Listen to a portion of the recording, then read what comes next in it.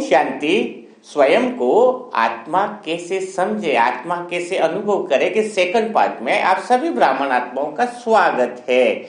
आज सभी ब्राह्मण आत्माएं चाहती हैं कि हम अच्छा पुरुषार्थ करें, अच्छा योग करें, लेकिन सारी ब्राह्मण आत्माएं इसमें सफल नहीं हो पाती है। इसका मेन जो कारण है वह है अपने आप को आत्मा का जो रियलाइजेशन होना चाहिए उसकी बहुत ज्यादा कमी है, और इसी कमी के कारण ही वह श्रेष्ठ पुरुषार्थ भी नहीं कर पाती है। तो आज हम बात करेंगे कि श्रेष्ठ पुरुषार्थ क्यों नहीं हो पाता है, श्रेष्ठ आत्मिक स्थिति क्यों नहीं बन पाती है। तो पूरा दिन अच्छे से हम आत्मा समझ पाए, योग हमारा बहुत तल्लीनता के साथ हो, तो उसके अंदर ऐसी क्या विघ्न आते हैं, ऐसी क्या परेशानी आती है, अगर उन परेशानियों को अगर हम दूर कर ले तो फिर आत्मा समझना क्या हो जाएगा, बिल्कुल आसान हो जाएगा। तो चलो शुरुआत करते हैं। यह सेशन आप सभी लोगों के लिए बहुत ही महत्वपूर्ण होने वाला है। क्यों महत्वपूर्ण होने वाला है? क्योंकि अगर आप सभी आत्माएं अगर ये सोचती हो कि भगवान ने तो कह दिया है कि तुम फरिश्ता बनने वाले हो, 16,000 में आने वाले हो, 108 में आने वाले हो, तो एक बात क्लियर समझ लो, जो भी सेशन को सुन रहे हैं, भगवान ने बोल दिया तो बन नहीं गए अपन। भगवान ने सिर्फ संभावना दिखाई कि तुम बन सकते हो। क्या दिखाई?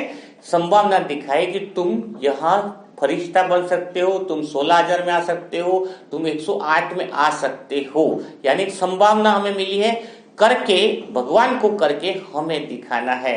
जैसे रहता है ना कि कई लोग माँ बाप भी कहते हैं तुम इंजीनियर बन सकते हो, दुनिया दिखाती है कि तुम डॉक्टर बन सकते हो, लेकिन दुनिया को तो हमें दिखाना होता है बन करके, है ना। तो वैसे ही एक हमारे पास बहुत बड़ी अपॉर्चुनिटी दी है भगवान ने। इतनी बड़ी अपॉर्चुनिटी पूरे कल्प पे नहीं मिलेगी कि आप श्रेष्ठ 108 में आ सकते हो, 16,108 में आ सकते हो, पूरे सत्य के महाराजा बन सकते हो। तो इतनी बड़ी संभावना हर एक ब्राह्मण आत्मा के पास है, लेकिन हर एक ब्राह्मण आत्मा इसका फायदा उठाए या न उठाए वो उसकी मर्जी है, लेकिन वही आत्मा इसका बेनिफिट उठा पाएगी जिसकी आत्मिक स्थिति या पुरुषार्थ बहुत अच्छा है और तीव्र है।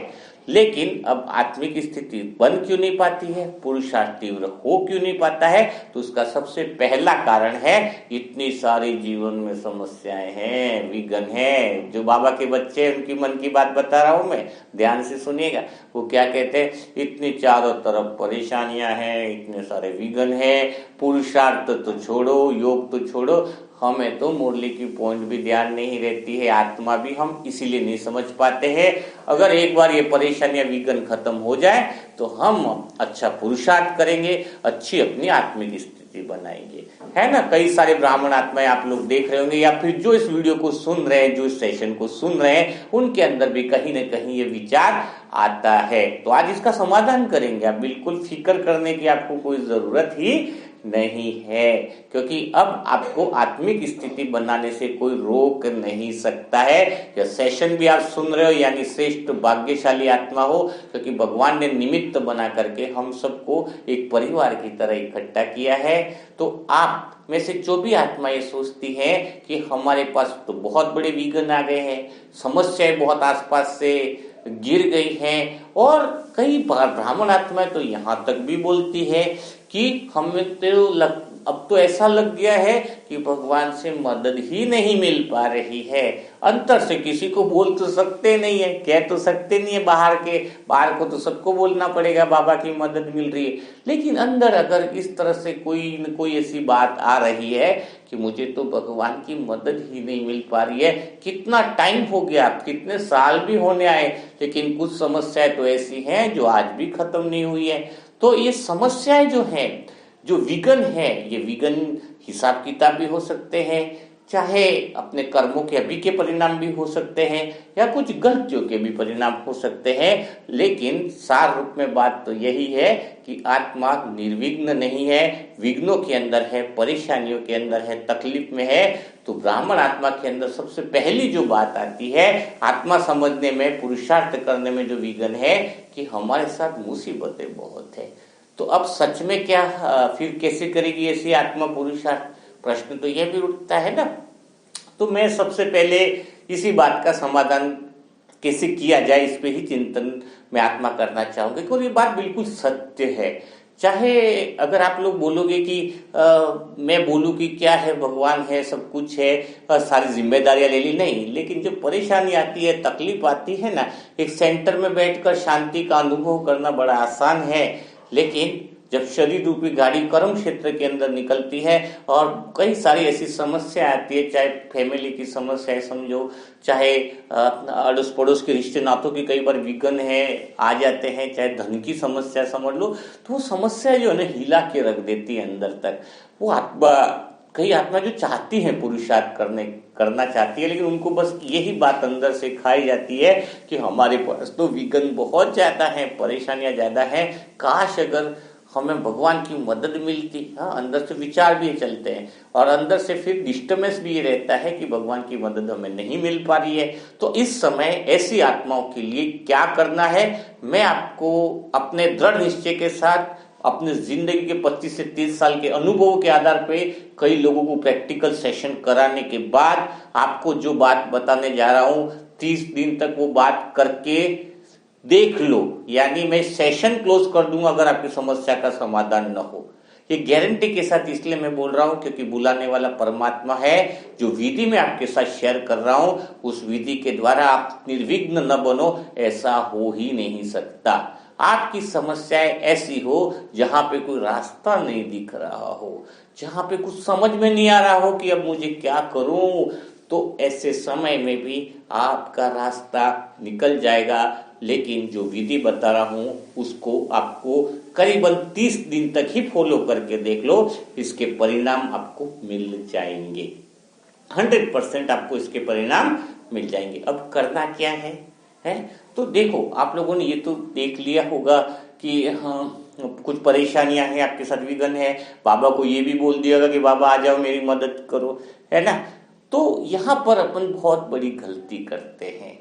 एक तो पहली गलती ये हो रही है कि थोड़ा सा अमृत वेला कर लिया, थोड़ा सा मुरली सुन लिया है, और थोड़ा सा कोई सेवा आ गई तो आपने वो कर ली। आपको लगता है कि बाबा को मैंने खरीद ही लिया, बाबा तो बस मेरी मुट्ठी में है, अब उसको तो मैं बोलूं वो करना ही पड़ेगा, और वो कर क्यों नहीं रहा है मेरी मदद। आप सुबह से शाम तक देखो कि आप अपनी ही इच्छाएं भगवान को बताते हो। बिल्कुल चेक करो, ईमानदारी के साथ आपको चेक करना होगा, अपने आप से बात करके देखो अभी तक आपका सॉल्यूशन क्यों नहीं निकला, इस बात को समझना होगा। क्योंकि भगवान आया है, अगर इस समय अगर आप सुखों का अनुभव नहीं कर पा रहे हो तो संगम युग में नहीं कर पा रहे हो तो 21 जन्म का सुख तो भूल जाओ, मिल ही नहीं सकता। जो आत्मा अभी सुखों के जुलों में नहीं झूल रही है, जो आत्मा अभी निश्चिंत नहीं है, वो 21 जन्मों तक निश्चिंतता का वरदान उसको मिल ही नहीं सकता है। जो अभी निर्विघ्न नहीं है, वो 21 जन्म तक निर्विघ्न का वरदान उसको कैसे मिलेगा।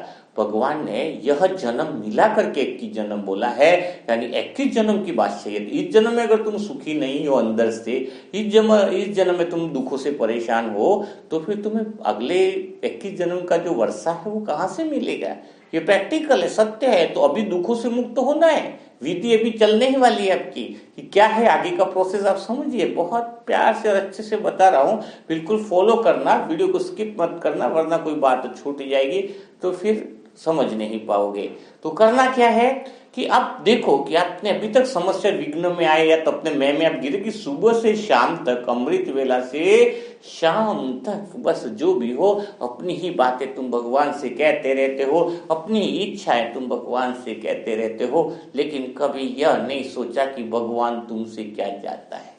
आप सुबह उठ करके कभी सोचा कि आज भगवान मुझसे क्या इच्छा रखता है, भगवान मुझसे क्या अपेक्षा रखता है। कभी सोचा, पूछो अपने आप से। इतने साल में विघ्न में हो, परेशानी में, लेकिन कभी तुम अपनी ही दिक्कतें बताते हो, तुम अपनी ही इच्छाएं बताते हो, तुम अपनी ही परेशानियां बताते हो। इस एक ही लाइन कहूंगा, पहले बात को समझिएगा।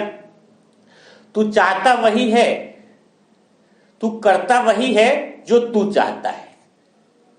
तू करता वही है जो तू चाहता है, फिर होता वही है जो भगवान चाहता है, फिर होता वही है जो भगवान चाहता है।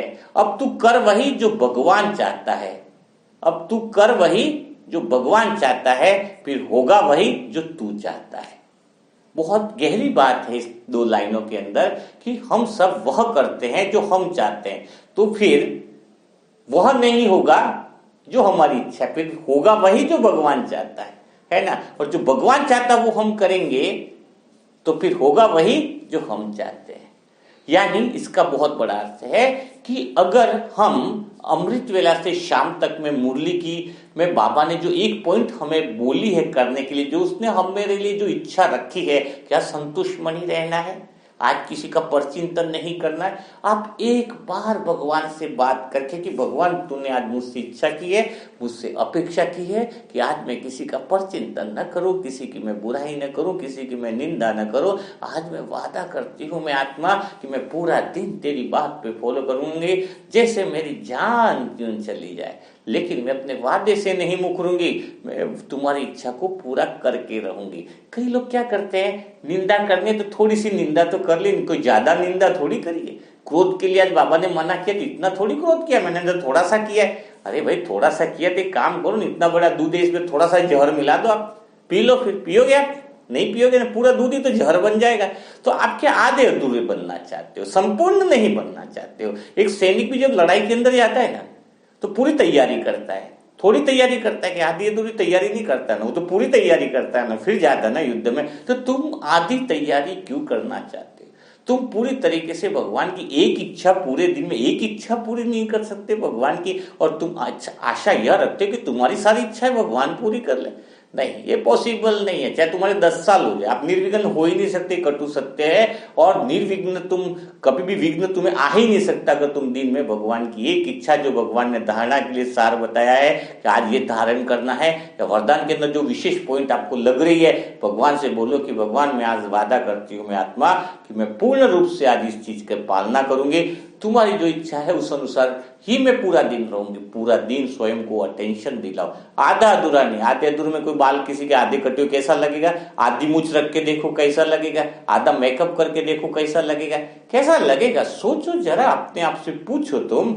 इसीलिए तुम्हारे क्या हो रहा है कि वो तुम्हारी इतनी परेशानी और विघ्न खत्म नहीं हो रहे, तुम भगवान की ने जो बात कही उस पर पूरे तरीके से अटेंशन है ही नहीं, तुम्हारा ध्यान ही नहीं है। मैं तो कहता हूं तुम निर्विघ्न इसलिए नहीं हो क्योंकि तुम योग भी मजबूरी के साथ करते हो, मुरली भी मजबूरी के साथ सुनते हो, भगवान की सेवाएं भी मजबूरी के साथ करते हो। मुझे तो लगता है पैदा भी जैसे मजबूरी में हुए हो। सत्य है, अगर कुछ करना है तो मजबूरी को छोड़ो, मोहब्बत से करके देखो। ऐसा नहीं कि भगवान ने जो इच्छा बोली है मजबूरी के साथ करो, नहीं। मुरली मजबूरी के साथ सुनो, योग मजबूरी के साथ कि कब 6:30 बजे, कब 7:30 बजे, इतनी मजबूरी, मोहब्बत ही नहीं है परमात्मा के साथ। अगर तुम्हें सच्चे दिल से निर्विघ्न होना है तो मजबूरियां छोड़ो, मोहब्बत से काम करके देखो। तुम्हारी दुनिया के अंदर कोई ताकत नहीं है जो तुम्हारे विघ्न तुम्हारे पास टिक भी सके। दादियों को निर्विघ्न क्यों रहे? क्योंकि भगवान का कहना, उनका मानना, ऑटोमेटिकली बिना मांगे ही उनको सब कुछ मिल गया। लाइफ टाइम निर्विघ्न रहे, क्यों रहे? क्योंकि भगवान की इच्छा उन्होंने पूरी करी, तो उनकी इच्छा मांगने की जरूरत नहीं पड़ती है। हे भगवान मुझे पैसों की कमी है, हे भगवान मुझे ये कमी है।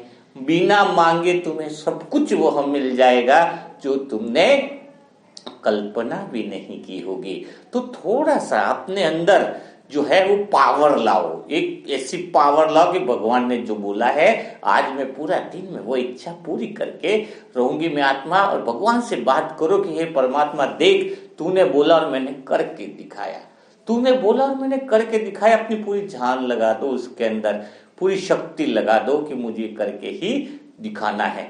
फिर देखो कि कितना आनंद आएगा। 1 महीना मुरली की एक पॉइंट धारण करके, सुनना नहीं है, सुनने से खाली सुन लिया, आपने बोला कि चलो भाई मैंने तो बहुत कुछ बड़ा काम कर लिया। अरे कुछ बड़ा काम नहीं किया है, धारण करोगे तब बड़ा काम होगा ना।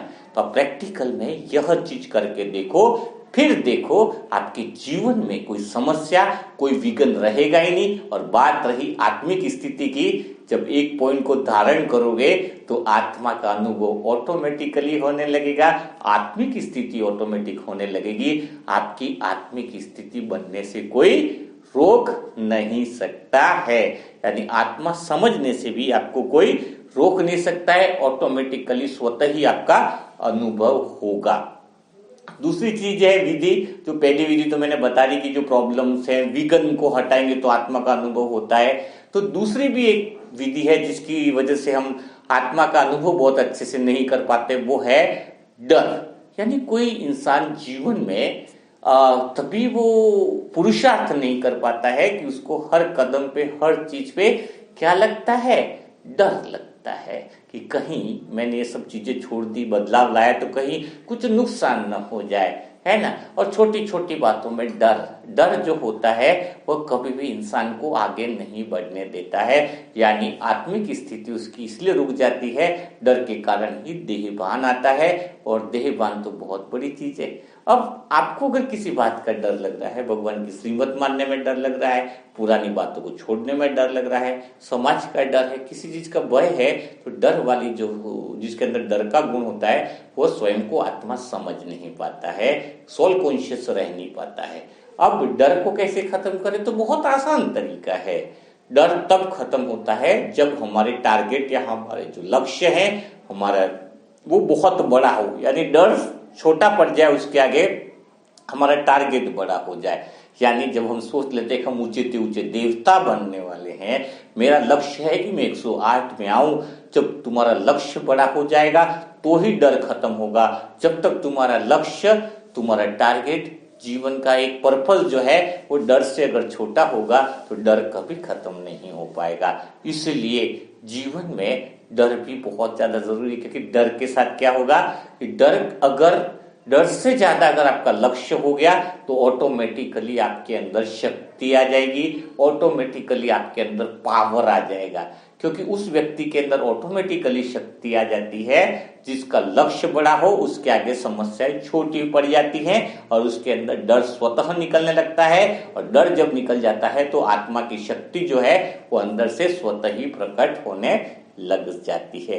तो आज आपको आत्मिक स्थिति बनाए रखने के लिए मैंने 2 ही विधियां बताई है।